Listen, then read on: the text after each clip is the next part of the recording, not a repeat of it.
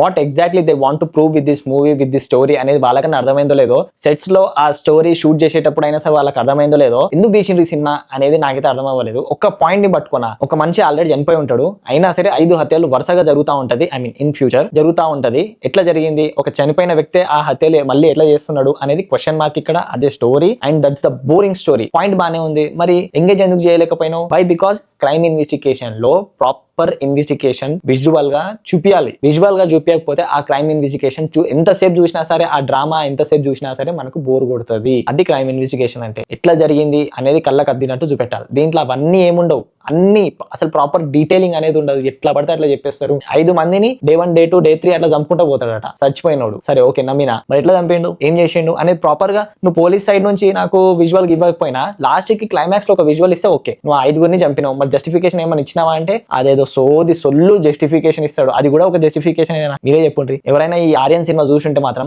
Comment పెట్టుంటే మీకు ఎట్లా అనిపించిందో, మీకు నచ్చిందా ఆ జస్టిఫికేషన్ కానీ, ఆ క్రైమ్ ఇన్వెస్టిగేషన్ ఏదైతే జరుగుతుందో అవన్నీ మీకు నచ్చిందా అసలు? అయితే ఎక్కడ కూడా అస్సలు నచ్చలేదు, ఎక్కడ ఎంగేజింగ్ అనేది లేదు ప్లాట్ లో. అండ్ మ్యూజిక్ మాత్రం గీబ్రాన్ ఇచ్చిండు, ఏడ పడితే ఆడ కొట్టిండు. ఎందుకు కొట్టిండో మరి, సింక్ లేకుండా కొట్టి పడేసిండు.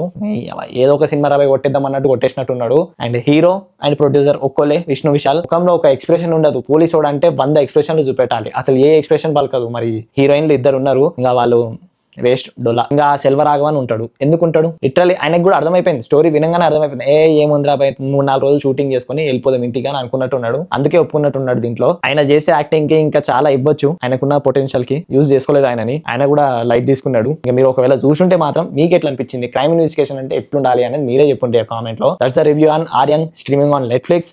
Signing off from movie. జై హింద్.